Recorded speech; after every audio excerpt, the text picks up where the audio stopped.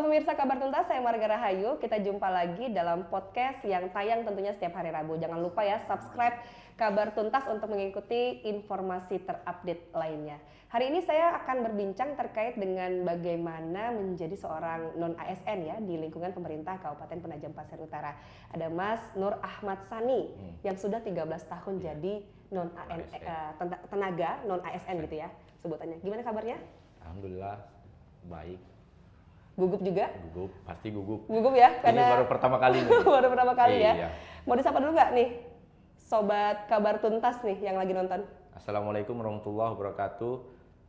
Selamat pagi, sahabat Kabar Tuntas di rumah maupun dimanapun berada. Meskipun nanti Mas Tani ya, meskipun nanti yang nonton juga bisa jadi pas malam hari, siang hari, tapi semangatnya harus semangat pagi ya. Iya, Wih, luar biasa. Iya.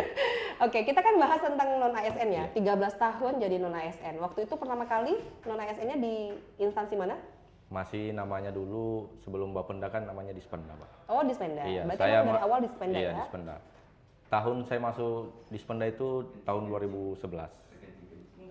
2011 ya? Wah, lama sekali 2011, ya. Iya. Posisinya berarti non-ASN ini ikut tes kah atau ikut kerja aja, ngelamar gitu? Dulu sih Sistemnya gimana? melamar, Mbak. Awalnya. Ngelamar, nggak ikut tes ya, karena Nggak kan ikut. non-ASN ya? Iya, cuma kan namanya melamar ini kan pasti nanti ujung-ujungnya pasti dites juga sebelum bekerja itu kan. Jadi kalau jadi non-ASN, ditesnya kapan? Kalau untuk pengalaman? Nah, pada saat masuk kerja itu, Mbak, saya itu kayak ceritanya dulu magang dulu, Mbak, seminggu. Seminggu itu magang, terus kepala badan Dispenda waktu itu almarhum sudah, Pak Aryadi namanya. Beliau itu kan sering keluar kota. Iya. Nah, belum ketemu itu, Mbak, dalam seminggu itu saya baru masuk di Dispenda dulu namanya. Sebelum jadi Bapenda. Masuknya itu, nah ketika beliau masuk, beliau ini menyuruh bagian sekretariat kumpul ini yang baru daftar jadi THL kan. Nah, dikumpul di ruang rapat itu, nah terus itu ditanyain satu-satu. Nah, pada saat ditanyain satu-satu itu, beliau menanyakan, apa sih sudah didapat dalam seminggu ini dalam bekerja. Jadi kami menjelaskan, Mbak. Oh, jadi tesnya seperti itu Iya, ya? itu. Langsung wawancara Wawancara ya? ya. Mungkin Satu-satu. THL sekarang lebih selektif, tidak senyaman Mas Hani nih, tidak diwawancari begitu ya? Mungkin ada tes tertulisnya segala, tes apa sih sebutannya ya, untuk penempatan dan sebagainya. Kalau sekarang yang Mas Hani tahu, sama? Sekarang beda sih, Mbak. Lebih beda kan? Iya, beda. Karena makin tahun kayaknya makin berat nih. Nah, ada isu nih terkait dengan non-ASN yang kabarnya memang diharapkan untuk menjadi P3K. Iya. Nah, gimana nih? Mas Hani ada keresahan nggak? Kalau keresahan sih enggak, cuma kan kita namanya THL atau non ASN ini kan diharap kalau misalnya ada peluang untuk ikutin tes ya disuruh ikutin tes. Tapi kalau menunggu ya tunggu kebijakan dari ini pemerintah. Ya. Ini yang terbaru kalau tidak salah ya, saya dengar ada upaya nih untuk melakukan mendorong lah ya tenaga harian lepas dan non ASN begitu untuk jadi P3K. Sudah ada belum informasinya sampai ke Mas? Informasinya sudah ada, cuma lagi menunggu ini. Oh, masih menunggu? Iya, masih nunggu ini. Belum dibuka soalnya nih memang? Iya, memang. Ini kan masih yang CPNS, Mbak. Kalau menjadi non ASN nih, banyak sedihnya atau banyak happy-nya? Kalau sedih sih ya dibilang sedih ya mau apa itu pilihan, Mbak. Pilihan kita. Yang penting kita bekerja dalam suatu organisasi itu ya penting baik, jujur, dan bertanggung jawab. Keren banget ya. Keren. Jadi itu nilai yang selama ini Mas Hani anut ya, untuk menjadi pekerja non ASN di Pemkab PPU. Yang penting dijalani aja, Mbak. Dengan senang, pasti insya Allah itu ya berkah lah untuk saya dan keluarga yang saya. Luar biasa. Ini sebenarnya podcastnya jadi cenderung seperti ceramah agama ya. Saya jadi sedih nih, mendalami tentang kehidupan sekali gitu Mas Hani ini. Tapi kalau happy-nya, nah, jadi tugasnya non ASN itu banyak banget atau sebenarnya nggak terlalu banyak, lebih banyak santainya? Kalau happy-nya sih ada, Mbak. ya seperti ini, kayak diklat, dikirimkan. Nah terus itu apalagi kalau ada kegiatan di luar kota seperti ikut sama pegawai kan. Nah itu Oh jadi senang, Pak. pengalamannya ya. Pengalaman. Berarti Mas Ani Senang hampir aja. 13 tahun tadi 13 jadi tahun. non ASN, sudah keliling Indonesia juga? Alhamdulillah selama ini ya Bali aja belum pernah diinjak, Pak. Bali belum Bali. pernah. Berarti kode ya Iya. habis nih ya, kode Iya, ya. itu. Kode lah, Bali. tolonglah Bapenda bikin diklat di Bali ya. Oke, jadi orang selalu kadang-kadang nih ya, stigma yang berlaku bagi non ASN adalah yang mendampingi, Iya. yang membackup pekerjaan dari PNS. Betul. Betulkah realitanya seperti itu? Betul, Pak. Karena THL ini kan cuma kepanjangan tangan dari pegawai, Pak. Dari ASN. Kita cuma membackup pekerjaannya, Pak. Apabila dia merasa perlu bantuan, ya kita yang bantu, Mbak. Dan nggak masalah ya? Nggak masalah, Mbak. Karena memang tugasnya kita itu. Jadi belajar juga nggak dengan PNS? Ya belajar juga, Mbak. Belajar dari ini kan. Tugas dan fungsi pegawai. Oke, berarti selama ini belum pernah diremehkan? Kalau diremehkan sih, alhamdulillah ya ada juga sih sering-sering. Cuma nggak langsung, Mbak, di belakang-belakang mainnya. Oh ya? Iya. Yang paling, tindakan itu? yang paling meremehkan, Tindakan paling yang pernah dirasakan Mas Ani? Kayak, bisa apa sih enggak. THL? Kalau itu sih ada sih, cuma ya nggak boleh, Mbak, disebutkan namanya. Iya, jangan lah. Jangan. Disensor lah, disensor. Iya, disensor. Tapi pada saat mengalami perasaan diremehkan ya, apa yang Mas Ani lakukan jadi bisa bangkit nih? Saya paling istighfar aja, Mbak. Iya, istighfar aja. Itu ampuh Iya. ya? Ampuh. Istighfar sambil mendoakan tidak? Mudah-mudahan yang Enggak. bersangkutan panjang umur ya. Merasa jengkel sih ada, cuma ya mau diapa, Mbak. Memang kita posisinya THL. Oke. Iya. Jadi diterima aja. Iya. Nah, Mas Ani, di luar sana banyak sekali orang yang pengen di posisinya Mas Ani nih. Kan kadang-kadang non ASN kan kalau orang boleh milih ya, pasti pengennya jadi ASN, Iya. mau P3K atau PNS. Tapi di luar sana banyak nih orang yang juga mengincar pekerjaan di posisinya Mas Ani saat sekarang ya. Iya, pasti. Mungkin ada nih, tolong ya diberikan nih harapan bagi mereka yang saat sekarang sedang mencari pekerjaan. Jangan pilih-pilih pekerjaan. Iya. Untuk para pemirsa atau seumuran saya di rumah ataupun dimanapun berada, semangat untuk mencari kerja dan jangan putus asa. Selama itu ada usaha, insya Allah pasti akan ada hasil. Wih, di mana ada usaha pasti ada jalan Iya, gitu ya, ada jalan, luar ya. biasa. Mas Ani, terima kasih banyak atas Iya. waktunya di Kabar Tuntas ya. Mudah-mudahan tidak kapok untuk bisa berbincang di Kabar Tuntas untuk membahas soal yang lain ya. Iya. Hari ini kita belajar dari Mas Ani nih terkait dengan bagaimana perjuangan kegigihan seorang non ASN di lingkungan pemerintah Kabupaten Penajam Pasir Utara. Kita jumpa lagi di Kabar Tuntas setiap hari Rabu. Jangan lupa sekali lagi subscribe ya di Kabar Tuntas. Sudah subscribe belum? Belum. Belum, harus subscribe sekarang ya. Sampai jumpa di podcast berikutnya. Dah.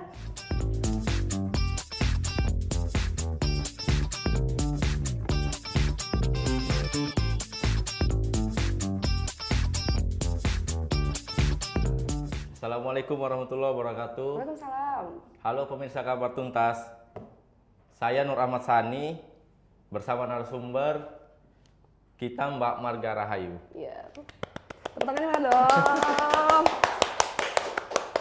Halo Mau Sani. bincang apa nih? Halo Mbak. Boleh, mau apa aja? Mau tanya nomor sepatu juga boleh. Apa yang paling penasaran nih? Ini nggak dikenalin dulu saya siapa? Biar kenal. Bersama Mbak Marga Rahayu. Iya, Selaku narasumber Iya, dari ya, tolong ya yang bisa nebak dengan benar ya. Dari Nanti dapat RRI. hadiah. Ya benar. RRI. Dari RRI Samarinda, benar. RRI Samarinda. Benar. Apa lagi Mbak? Sani tahu nggak RRI itu apa? Radio Republik Indonesia. Nah, itu. Oke. Jadi saya yang ditanya. Nggak apa-apa, nggak Bingung apa. saya. Ada yang dipenasarin nggak nih tentang RRI misalnya? Untuk kesehariannya di sana itu di bidang wartawan Pak, apa sih kesehariannya? Sebenarnya kalau di RRI itu bukan hanya wartawan saja, tapi lebih ke siaran. Dia kan Radio Republik Indonesia. Jadi siarannya itu berupa audio. Yang sekarang sebenarnya RRI itu juga mirip dengan TVRI karena ada visualisasi juga. Kami punya ada tayangan podcast seperti ini, kemudian juga tayangannya di live YouTube, streaming, dan RRI.net. Nah, kalau untuk RRI sendiri, kerjaannya sebenarnya kalau di bidang wartawan ya, kalau di sana tuh bidangnya namanya pemberitaan. Jadi itu supply informasi, jadi kita siapkan berita, kemudian dari berita ini nanti ditayangkan melalui audio maupun tadi audio visual gitu. Jadi sehari-hari kerjanya bikin berita. Kalau untuk tadi kan bikin berita. Kalau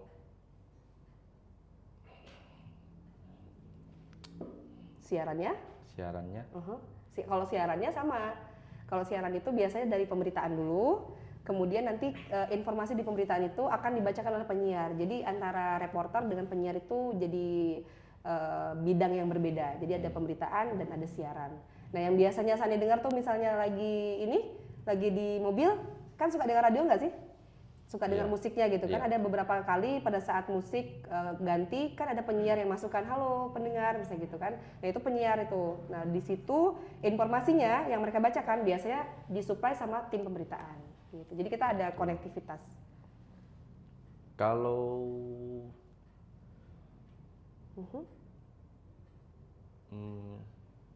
suka dukanya Mbak jadi wartawan tuh ada enggak? Ada banget pasti. Tapi kalau saya pribadi tuh kan mulai bergabung dari 2010 ya. Jadi sampai sekarang 2024 hampir 14 tahun berarti. Itu lebih banyak sukanya kalau saya.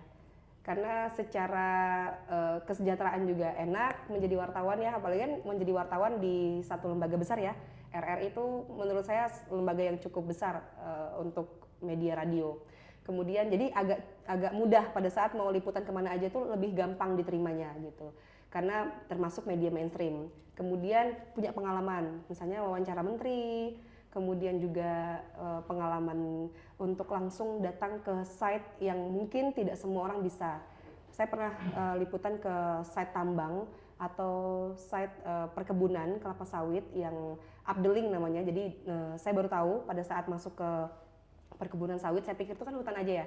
Tapi pas jalan agak jauh gitu, sekitar 3 kilo sampai 5 km, kita menemukan tuh yang namanya perumahan. Di situ lengkap fasilitasnya, ada fasilitas nge-gym juga, taman juga. Nah, itu saya sampai kaget gitu. Nah, itu menurut saya hal-hal yang menyenangkan dari menjadi wartawan. Kita punya kesempatan untuk melihat sudut pandang dari sudut pandang baru lah terhadap suatu persoalan gitu.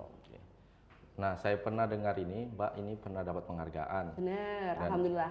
itu mengangkat judul tema lubang apa, Pak? Lubang tambang, pembawa petaka. Nah, itu Mbak ngangkat kejadian itu apa ada intimidasi dari perusahaan yang Mbak liput?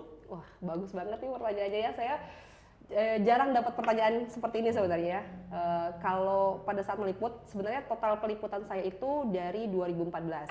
Jadi pernah juga produksi yang sama, saya ikutkan lomba namanya ABU. Jadi lombanya itu dikhususkan untuk penyiaran seluruh dunia. Tapi memang tidak menang waktu itu karena ternyata beda tema. Jadi saya nggak tahu ternyata tema yang disiapkan panitia itu berbeda dengan tema kami. Tapi saya sudah melakukan peliputan itu sejak tahun 2014. Dengan data-data sejak 2011. Jadi sebenarnya peliputannya itu panjang karena yang saya masuk di Adinegoro itu kan 2019. Jadi sebenarnya udah hampir berapa tahun ya? Dari 2011 sampai 2019, 8 tahun. Jadi peliputannya itu panjang karena dia kan berseri-seri. Meninggalnya anak di lubang tambang itu, kalau Sani mau tahu nih, ceritanya tuh sudah lama banget.